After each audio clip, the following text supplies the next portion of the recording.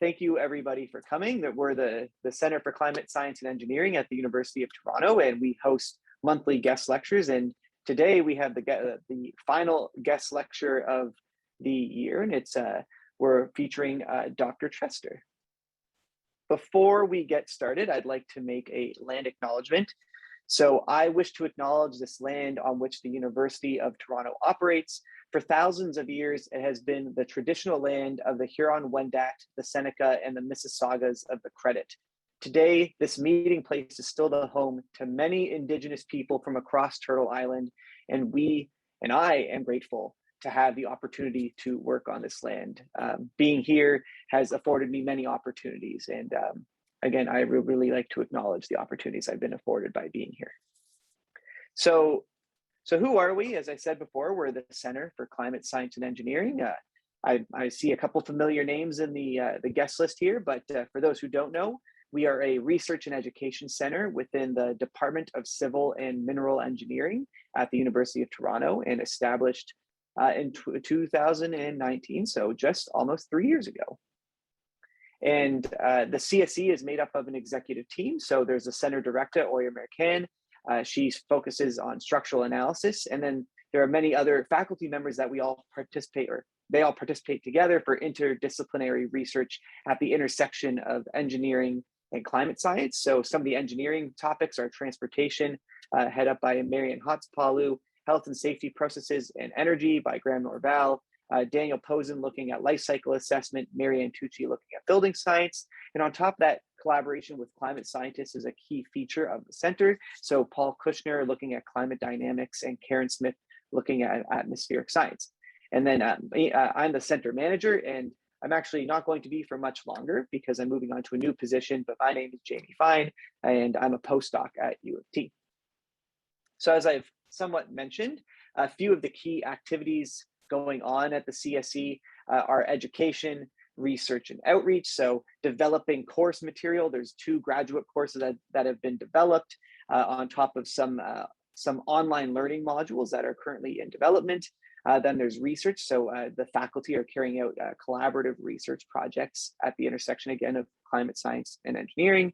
And then outreach events just like this one, where we invite the public or other university people to come give a presentation about topics that we feel align with the mandate and the vision we have at the CSE. So in that line of reasoning, just to mention, our next guest lecturer is Dr. Adam Sobel from Columbia University. He's a professor of applied physics, applied mathematics, and earth and environmental sciences. And he's going to be speaking in January of 2022 on extreme weather events in a changing climate. So if you're interested in coming to that, feel free to, well, if you're here for this event, that means you would have signed up, and that means we have your contact information, that we will send you a notice when that event is coming along. And then you can always unsubscribe if you would like also. And that's it from me. So now we're going to get into it. So I'd like to introduce Dr. Chester from Arizona State University. He's an associate professor in engineering.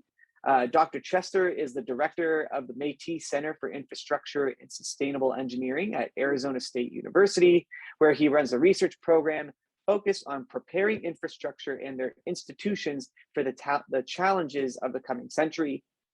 His work spans climate adaptation, disruptive technologies, innovative financing, cybersecurity, and modernization of infrastructure management. And I think I've done enough talking, so please, Dr. Chester, I think it's time for you to take the wheel here. All right, Jamie, thanks so much. So before I say anything, I'd like to kind of tell a story here and set the stage for a more formal talk that I'll do after these slides. So I'm going to, Jamie, I'm going to hide the pictures of everybody, and I don't see the chat. So if anything's going wrong, please feel free to jump on and say, hey, there's a problem or something like that. So let me set the stage here, folks, for a little bit of what I'm going to talk about later. Imagine that you are responsible for a large company, or you are a large company, maybe a global, company that involves shipping like Amazon or Walmart, maybe a medium or smaller size company, but you are reliant on the public infrastructure that's out there. And that infrastructure seemed to be showing signs of problems. So, you are trying to operate your fleet and, you're trying to get things where they need to go reliably. And you're starting to notice that there are a number of challenges that you are increasingly facing, let's say. So on the left here, you actually have Interstate 10, major freight corridor connecting the East Coast and West Coast of the United States that had just between LA and Phoenix about 8 years ago, a bridge collapse with a 1 in 1,000 return period rain event, knocked out a major interstate, and it was out for 3 or so weeks, a modern marvel of engineering to get it back online, but traffic was backed up forever. The costs were in like the tens of millions of, delays, things like that.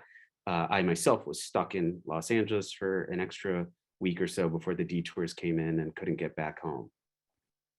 And, you're looking at the data, right? So you're not, you're not numb to this reality, right? Maybe it's the app, like federal data, let's say, that's showing you that there's a disturbing trend around the infrastructure that you rely on. Here it's showing a number of billion-dollar disaster events in the United States, driven by extreme weather events that you can see a clear trend of going up. Maybe it's your own data, right? I wouldn't be surprised if you're a major shipping company or delivery company, right? You're seeing this in your own data, right? The increasing challenges, let's say, around extreme weather. What do? Right? Do you just say, well, I hope for the best. I hope those politicians get their act together. I hope those engineers get their act together and fix this so that it's not a problem for us?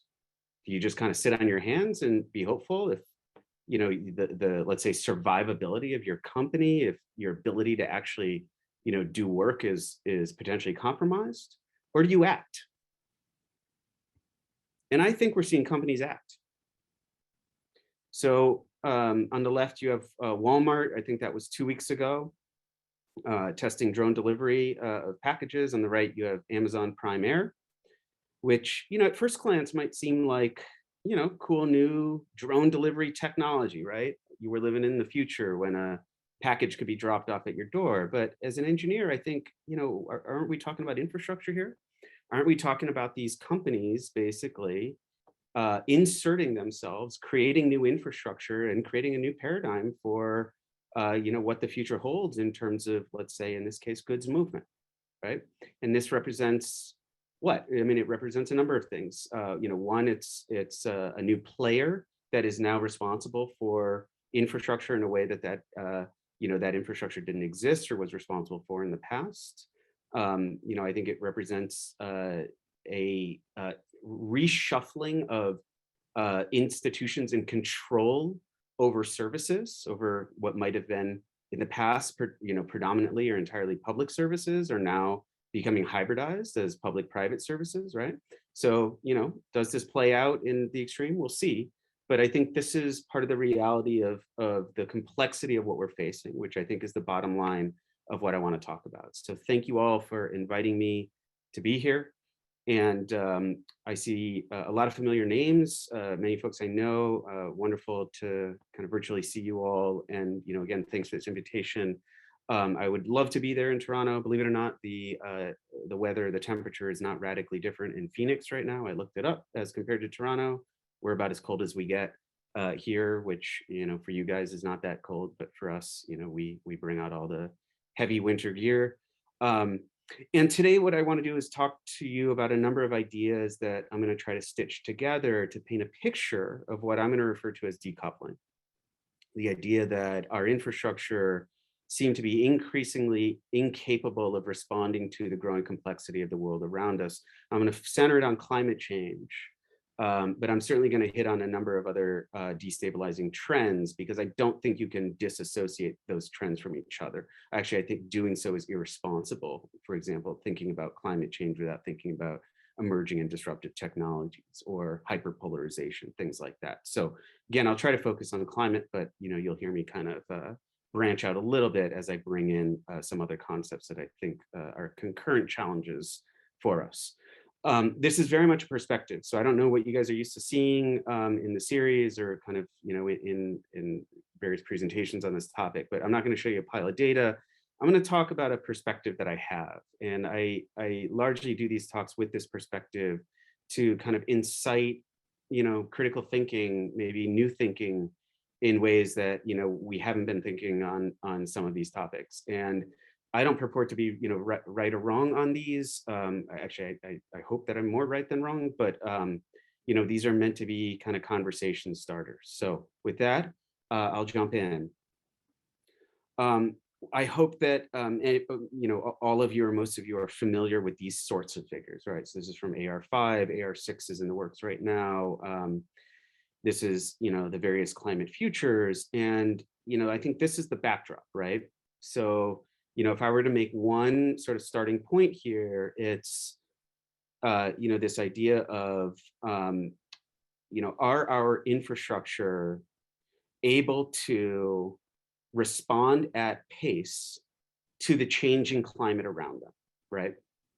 And I think that's part of the crux of the challenge. I think there's a few others, right? But if your answer is yes, then I guess we don't have a problem, right? If your answer is no, then the question is, what's the solution? And that, I have some ideas that I'll put out there. But you've got this legacy infrastructure and it's coming face to face with this reality, right? What is this reality? Well, it's not normative, right? It's wildly what we would call deep uncertainty, right? Are you at one of those red lines way at the top? Are you at one of those blue lines or yellow lines towards the bottom? Could you be anywhere in between? Does it, change radically if one country does one thing and another does something else, right? That's part of the challenge here. So, this backdrop, I think, is quite important to recognize that, the past has been, in terms of climate, much more stable. There's certainly been uncertainty, absolutely, but that uncertainty has not been as wild as what we're seeing. And I think that's partly due to kind of, negative feedback loops of climate and the nonlinear acceleration of the world, right? In so many different parameters, not just countries coming online with coal and cars, but the ways in which these sort of sectors intersect with each or economies intersect with each other, and the kind of interactions, nonlinear interactions that we're starting to see play out between like the atmosphere and the ocean and the forests and so on and so forth. So let's talk about infrastructure for a second. And I'm going to use the word rigid, and I think that word might have a particular connotation to people, but I'm going to try to kind of branch that word out into a number of different things. And the way that I'm going to do that is talk about infrastructure in 3 different bins. Hardware, technologies themselves, which I think, if there's a lot of engineers here, that's where we might be centered, let's say. Governance, don't forget that the actual artifacts, technological artifacts that are the hardware are the hammer at the end of the arm, and the arm is governance. And we have often absolutely no training when it comes to the governance side of infrastructure, right? And thirdly is education. And education is what, presumably you guys are in right now. I presume you're at Toronto, right? Or, I'm at Arizona State. And, the way that we teach you matters. And I'm going to get into that in a second here. But I would argue that infrastructure are these 3 things. As a matter of fact, I often, when I'm writing, will say an infrastructure system is technologies, governance, and education. And we have to talk about all 3 when we're talking about, climate change, for example. So if we think about rigidity and what that word might mean within each, starting with the technologies, right? We've often done centralized technologies, right? Generally for the better. Tremendous value has been provided by these assets. I'll talk about centralized versus decentralized and why I think that's important a little bit later on. I unfortunately think that there is a narrative that decentralized is resilient, and I don't know if that's true. I don't think that's true. I don't think it's so black and white. But we do centralize for a reason. Hedging risk, economies of scale, allows us to focus on marginal cost, signals of commitment, for example, right? Putting a train or a bus rapid transit through a city, something like that. And these assets, these centralized assets, have been designed around normative envelopes of upper and lower sort of extremes of what the infrastructure might experience, right? So you often hear this referred to as a design envelope or a return period, right? Something like that. So what's the problem, right? As long as we're in that design envelope, it's not a problem. And that, by the way, the design envelope is often talked about in the context of climate, or weather, but you can certainly think about the design envelope in terms of other things, which we may not have explicitly designed for, but you might think about what Uber and Lyft mean for the design envelope of a transportation network, something like that, right? But in general, when we're talking about climate, right, we can sort of bounce around within that blue box of what we were designed for, but are we sort of edging out of that, right? To the picture I showed you of that bridge collapse. Are we more frequently edging out of that or maybe accelerating out of that, right? So that's one form of rigidity. The second is the institutions themselves. So allow me to talk about bureaucracy for a second, which we would never generally talk about, but I am fascinated by this. And during my sabbatical, I decided to focus for about 6 months, just trying to understand why we structure ourselves bureaucratically to govern infrastructure the way that we do in the United States, which I would venture to say is probably identical to Canada, or pretty much any other developed country in the world. And that is around what's called a divisional bureaucracy. So divisional bureaucracy, imagine you have a Department of Transportation. Within that, you're going to have a subdivision that focuses on pavements and another subdivision that focuses on traffic, right? So on and so forth, right? That is one of the ways to govern infrastructure or a organization. There are many others, by the way, and that work has been going on for 100 years. Henry Mintzberg, actually at McGill, wrote a wonderful book and sort of dissected the molecules. What are the molecules of how you structure an organization? Back in 1979, and that field has wildly evolved. But do we ever question whether or not we are governing our infrastructure appropriately for the challenges of the future, right? We're often focused on, okay, can we model, what an energy transition looks like or an electric vehicle fleet transition looks like, right?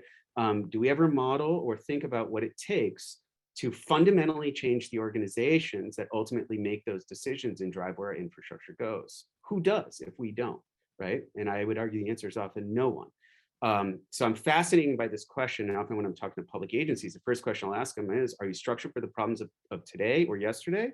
Or are you structured for the problems of the future? And if your answer is today or yesterday, then how would you restructure for the problems of the future? And it's somewhat of a rhetorical question. But the way that we're generally structured for right now around infrastructure is this divisionalized form. And the reason that we do that is, by the way, it emerges from the railroads in the United States, the largest infrastructure to ever have existed in by the 1900s, both in terms of scale and people employed and so on. And it's a wonderful way of getting efficiency out of a system, the divisionalized bureaucratic form. It's a terrible way of doing exploration and entrepreneurship.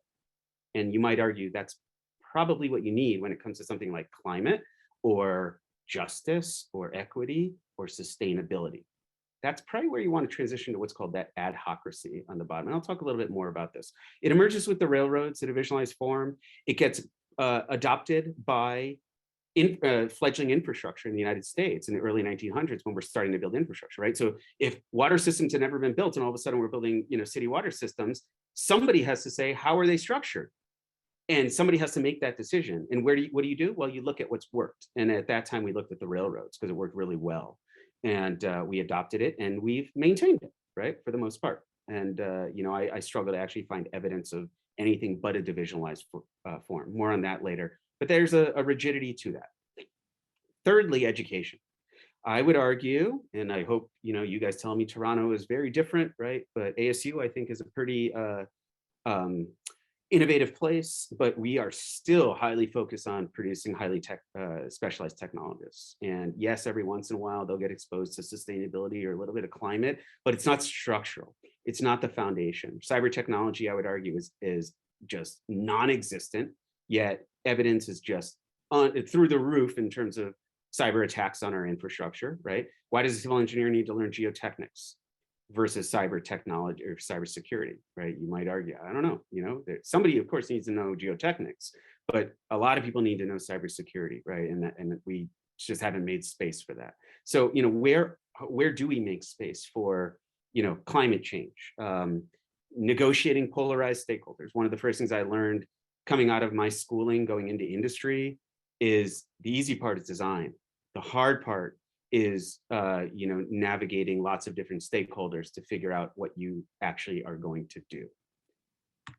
So you've got these three bins, and the question is, if I make the argument that infrastructure appear increasingly out of pace with the world around them, then this idea of requisite complexity comes up, and I'm going to come back to this in a few minutes. But any systems that governs another larger complex system must have a degree of complexity comparable to the system it is governing.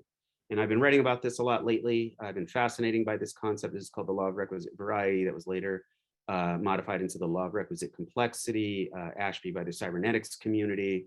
And basically what this is saying is, look, if your system does not have the repertoire that is as large as or greater than the repertoire of what its environment is throwing at it, then it's going to fail. It's not going to be able to function.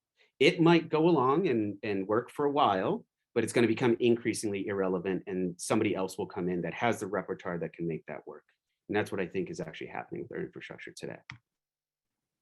So rigidity in design, we often talk about, when we're talking about climate specifically, assumptions of stability, things like design storms. Hopefully you guys have heard about this, right? But we're almost hyper-focused on this idea, right? But when we talk about institutions, right, do we ever talk about like legacy bureaucratic structures and processes that prevent us from wholesale change, being able to sort of radically transform the way that we do things and transition our infrastructure? Do we talk about wholesale transition of education, right? Is that even possible? What does that mean? What does deep integration mean of disciplines of, how we solve problems and so on? So that's the backdrop, folks. And I'm going to put all these together and loosely refer to them as decoupling. So the world is changing rapidly. And as I said, our infrastructure don't appear to be responding at pace. So infrastructure responding, I'm not saying they're not doing anything. Let me be clear on that. Something's happening. That line's going up. We call that response capacity, the dark blue. But climate and any other kind of big game changer you want to think about is happening a lot faster than our infrastructure appears to be able to change, right? And the more that happens, I would say the more irrelevant our systems become. And I think we often have this mentality that they are here today and will be here forever because they are public serving systems, public serving institutions. If you are Amazon, if you are Google, you don't have that luxury. If you don't keep up with a changing environment, you fail and you disappear, right? But if a hurricane floods New Orleans, the water department is going to be there the next day. You're going to shake up leadership, but you're not going to totally remove that institution and replace it with something different that's able to respond. I think we have that mentality, and that might very well be the case. But again, that decoupling, I think, is space created for example, Amazon to do drone delivery and do something different, right? So let's talk about, now that I've hopefully laid out problems, so to speak, or the challenge or the charge, maybe, I think is a more constructive way to think about it. Let's think about what we do about it, okay? And this is where I'm going to try to stitch together a number of concepts that I've been working on over about 6 years now.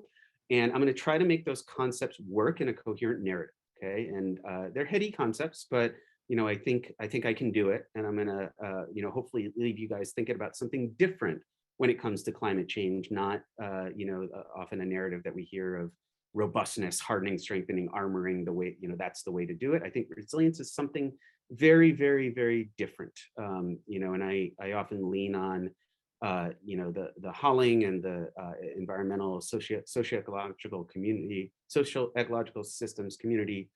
For how we think about resilience. You'll see some of that work that's, that I've been sort of in the middle of with a number of ecologists and social scientists over the past few years over cities across the Americas and so on. But I'm going to try to frame resilience a little bit differently and kind of introduce you to some of these concepts that we've been thinking about. So these are not all of them, but I think these are the big ones. So I'm going to go through 6, and I'm going to talk about what the design tenets might be for infrastructure around these challenges, okay? And complexity, agility, flexibility, slash centralization. Yes, that's intentionally written that way. I will get into this. I don't want to talk about solution. Resilience is synonymous with decentralized technologies. There's no way that's true. Matter of fact, I think you can have hybridized, or you can have centralized resilient technologies. You can have decentralized resilient technologies. You can have hybridized governance, physical, centralized, decentralized technologies, or institutions that tend towards certain competencies when it comes to resilience. I'm going to talk about the concept of knowledge, and I think that's hugely important. Hint, hint, infrastructure fundamentally are knowledge systems. Think about that, and I'll come back to it, right? We often don't think about that way, but you've got to make sense of the world that you're in, or the environment that you're functioning in. That's called sense making. There's a whole body of research there before you act, before you decide to do something, right? And the way that we make sense matters a lot, and that's about knowledge. The way that we do leadership, hopefully I've given you a glimpse of that already. I'm going to argue that we need to be doing leadership differently of infrastructure, and ultimately how we deal with extremes and failure.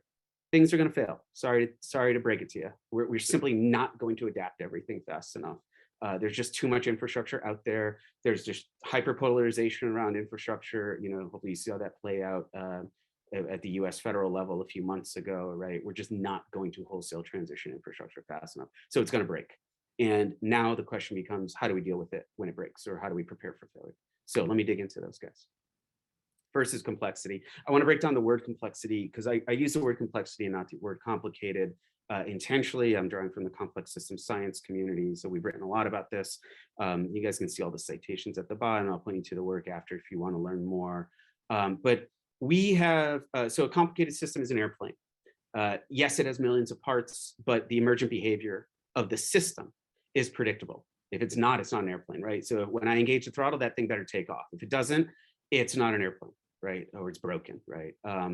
But that's a complicated system. The emergent behavior is predictable. Yeah, it has lots of things, but cause and effect is relatively apparent or figure outable, right? We can get to it. In a complex system, not so much the case. There's lots of different characteristics of complicated versus complex. But a complex system is one where the emergent behavior is going to be unpredictable. I would say a city is a complex system, right? So you hold a hurricane over New York City for a prolonged period of time, or Houston for a prolonged period of time. Something bad will happen, but precisely predicting what, where, how, and when, why, that sort of thing. Good luck, right? It's difficult, right? Power will go out or water might be broken, but good luck predicting precisely how, because of the layers and layers of technologies and processes and uncertainties that are involved that are just not modelable, let's say. And a microwave, let's say, is a simple system, right? So you don't need a university degree to operate a microwave. You follow an instruction manual. So the reason I bring this up is because I think it's important to recognize that we've built infrastructure for complicated environments, right? So basically, we built a system where we sense, we're going to collect a bunch of data, we're going to analyze the data, we're going to come up with our response, right? We're going to collect a bunch of traffic data, we're going to analyze it, we're going to decide on how we change, the roadway, rail, whatever infrastructure, we're going to respond. Complex system is going to be different, right? Because the emergent behavior is unpredictable. If you're going to deploy a solution, right, it's going to affect how that system then behaves. And flux and unpredictability, no right answers, lots of unknowns, many competing ideas, need for creative approaches.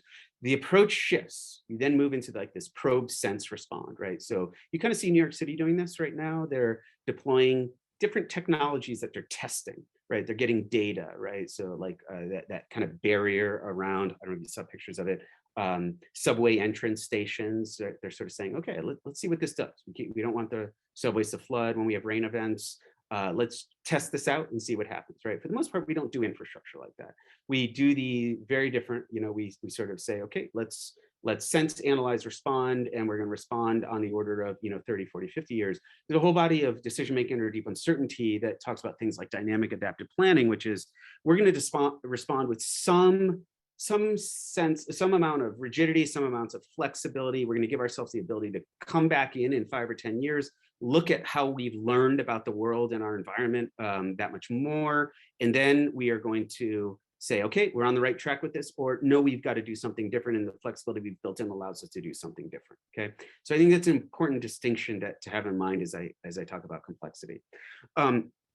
Complexity, I think, when it's coming down to, actually how we're planning for climate change, also exists at the nexus of not only climate uncertainty, but also I would argue the sort of other disruptive and rapidly accelerating conditions that define the landscapes that infrastructure need to function in, emerging and disruptive technologies, the way that information is becoming embedded in infrastructure in so many different ways, cybersecurity, right? We're seeing cyber attacks, asymmetric warfare, ransomware is now normal, right?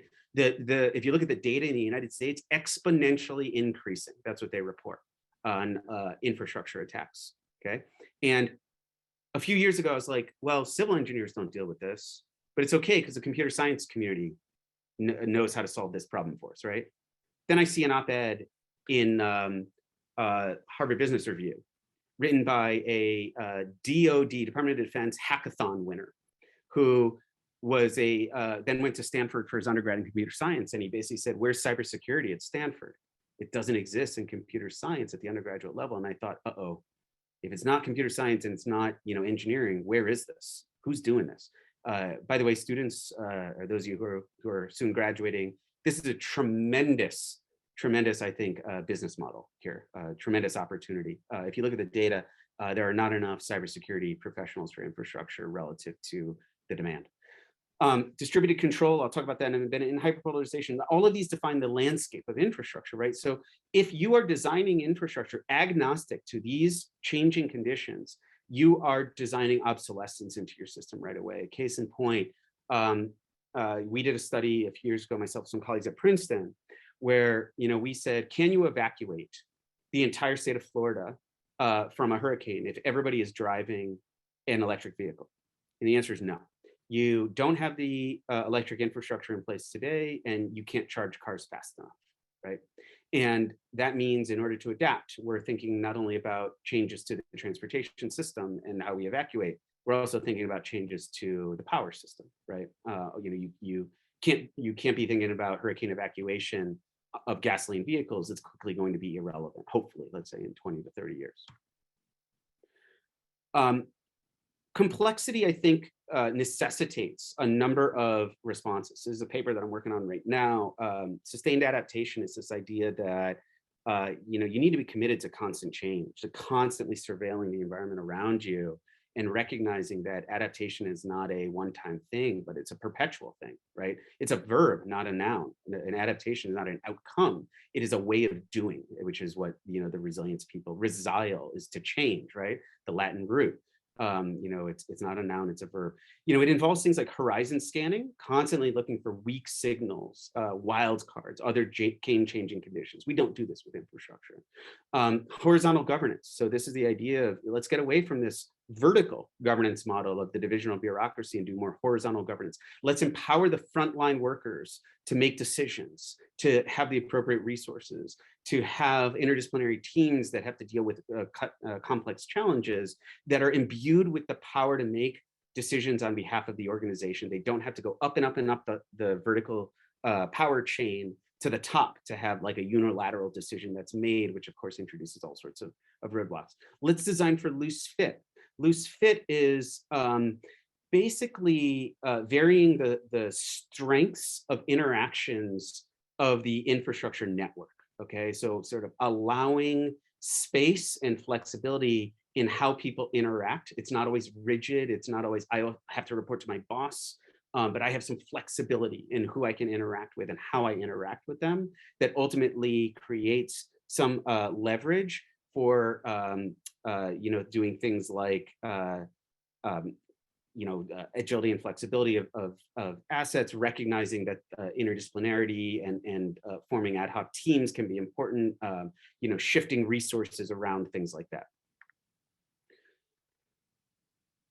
I think a lot of, when I talk about kind of agility and flexibility next to rigidity, we often kind of talk about these sort of underlying concepts. So early on when I was doing this work, this sort of question of rigid versus agile flexible came up. And at the time, I started from this point of assets, thinking about rigid versus flexible assets against like a world that's changing fast. And I've quickly, over the years, basically come to the realization that's not the right way to think about it.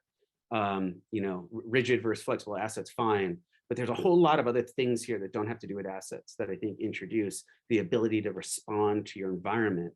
And we see those capabilities or competencies emerge in other industries that do this. The telecom industry, the automotive industry, business, industries that actually have to respond to a very quick changing environment, right? So why did Netflix ditch DVDs and go to streaming, right? How did their organizational culture allow for that to happen, right? I think these are fascinating questions that aren't about assets and hardware, so to speak, but more about leadership and other things that are going on. The way that you're doing horizon scanning, looking for game-changing conditions. For example, Netflix saw that there was a game changer happening, the way that they responded to that by deploying new infrastructure to basically internet service providers around the world is absolutely fascinating. And I think there's a lot to be learned from that.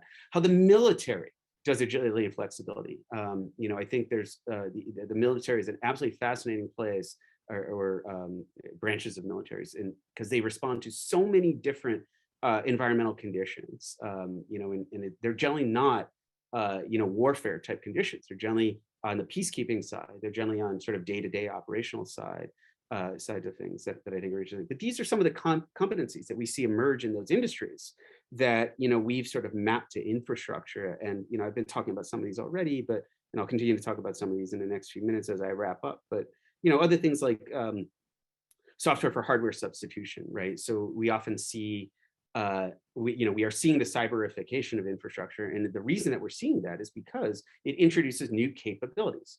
My dumb high pressure sodium lights, now are smart LEDs, because as smart LEDs, right, they can tell me when they're about to burn out. They, with a sensor, can detect whether it's cloudy or not and turn on earlier or later to conserve energy. They can talk with each other. They can only turn on, we can program it to turn on only when there's cars on the road, right? And in sort of remote places, right? All sorts of new capabilities emerge, of course, vulnerabilities with that as well. But, thinking about software for hardware substitution, I think is a really valuable, way of thinking about agility and flexibility. Furthermore, compatibility, connectivity, and modularity. Why is it that a car manufacturer can swap out assets very quickly to go from manufacturing a sedan to an SUV over the course of 2 weeks? How is it that they do that? Well, they've engineered their modules, so to speak, their stations, to be able to talk to each other in certain compatible ways, right? They're connected to each other in certain standardized ways that allow them to sort of pull out things, put in new things to make that happen. Fundamentally, I think agility and flexibility, when we're talking about infrastructure, is this idea of requisite complexity. It's about how infrastructure systems engage with the complexity of the environment around them. So, think about fencers. Imagine you got two fencers going at each other, and one fencer has more offensive capabilities, and the other fencer have the training for the defensive capabilities needed to thwart those offensive capabilities. So one with the greater repertoire of offensive capabilities is going to win, right? And I think that's how we need to think about agility and flexibility. It's about building that repertoire, that ability to respond. So decentralization comes up a lot, and we often talk about that. There's to be clear, everybody, there's sort of three ways to think about a system: centralized, decentralized, and distributed. It's not just centralized or decentralized. Distributed is another one, right? So decentralized is when you're going to have an increased ratio of producers to consumers. So a large number of producers to consumers, where centralized is a small number of producers, one power plant for lots of people, right? Distributed is actually when you start to connect the consumers together. And that's what we're seeing, right? So we are seeing technology that is enabling the connecting of consumers in ways that changes the paradigm of how services are managed, right? So we can now, I think, conceivably imagine a scenario where Google, with their Nest thermostats in a bunch of homes in a neighborhood, recognizes that, one neighbor is throwing a disco party and is going to, blow out the substation, and they therefore deploy some algorithm that manages demand in such a way that, the rest of us have our homes is slightly adjusted to therefore, protect the substation and the overall power grid, right? I don't think we're that far off from a scenario like that. We are seeing a number of players inserting themselves into infrastructure, and they are doing so in ways that is sort of distributing how we consume services. And I want to be clear, when we talk about centralization and decentralization, you have to think across both networks and governance. So there are ways to, I was getting really, I don't want to say bothered, but I was getting really kind of intrigued by how many people, when I was at conferences, were sort of treating decentralized technologies as synonymous with resilience. And I said, okay, that means we got to take a look at this. So we wrote a paper on it last year, or this year maybe, where we basically broke it down. And, one, when we see the word centralized or decentralized, often the writer or user of that word has no idea what they are saying. They have no idea how they're defining that term. They're just using it in this sort of broad sweeping sense. But we took those concepts and we said, okay, across governance and networks, where you can have various combinations. You can have a centralized governance model, but a decentralized infrastructure technology model, or vice versa, right?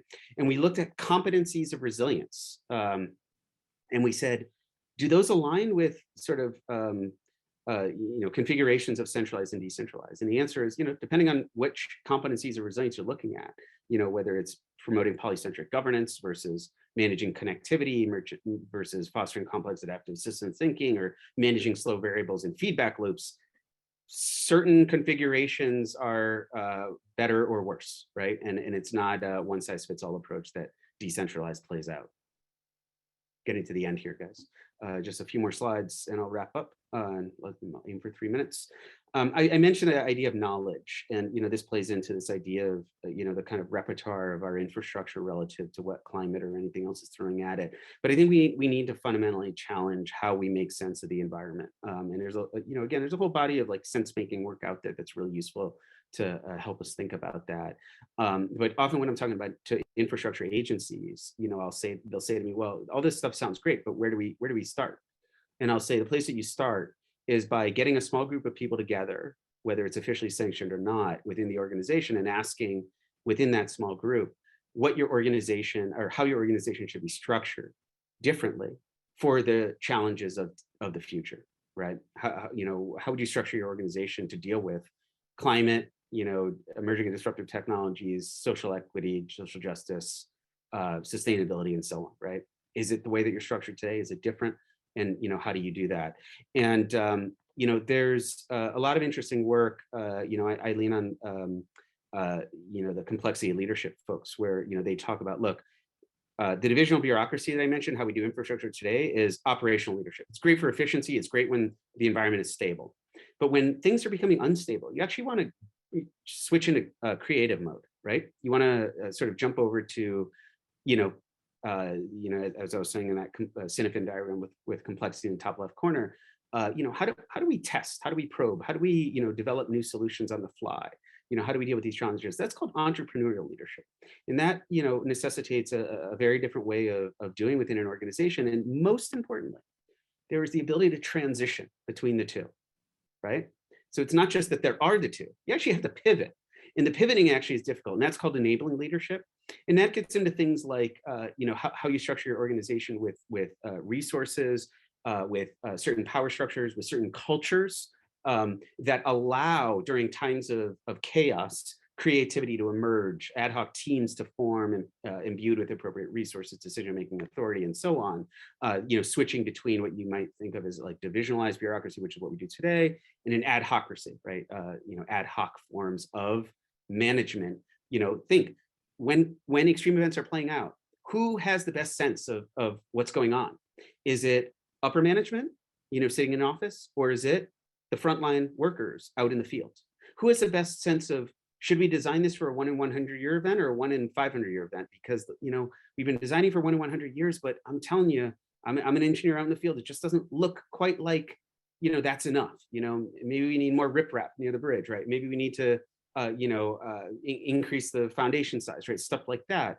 And, the frontline workers have a lot of that sort of sense-making capability, giving them the capabilities of making decisions, particularly during times of chaos or, change, becomes, quite a valuable asset to the organization. And lastly, designing for extremes and failure. So I made the point already. We simply have too much infrastructure. There's just simply too much of it out there. And we are not even if we all were on board politically, we don't have the resources to do it. We don't have the time to do it, right? We don't have the financing to do it. We may not even know what the solution is, right? If you look at the upper bounds of the climate uncertainty spectrum, right? We may not technically be able to build that big. Failure is going to happen. So we need to be smarter about how we handle failure. And I've been co-leading a large network called the Urban Resilience to Extreme Sustainability Research Network, 17 partner institutions across 10 cities in North America, South America, the Caribbean. And we've been looking at various cities, climate impacts, infrastructure, and basically advancing this sort of social, ecological, technological systems thinking, which is a sort of a way of saying, how do we let in the capabilities of these other systems? How do we let in ecosystem capabilities where our physical technological systems run to their sort of extremes? So we've done a ton of work in this space, and we've been thinking a lot about that. And part of the way that we think about that is what's called safe to fail.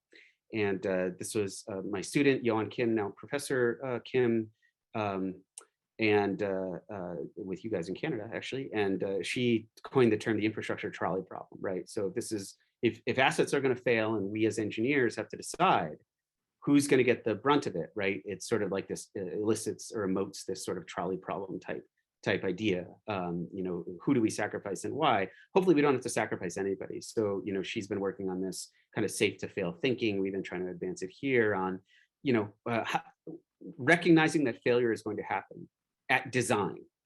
How do we then design differently, right? How do we see things differently so that we design differently? And you have great examples of this, like Room for the River in the Netherlands, where they basically said, okay, instead of holding the river back, we're going to let the river in, and we're going to let farmers plant along the river, and they're going to get flooded. They'll lose their crop. We don't want any loss of life, of course. So we'll do some managed retreat, but we'll let farmers plant there. When they lose their crop, we'll pay them back. And the paying them back is far less than building bigger and bigger levees to hold back the river with climate getting worse and worse and worse, something like that.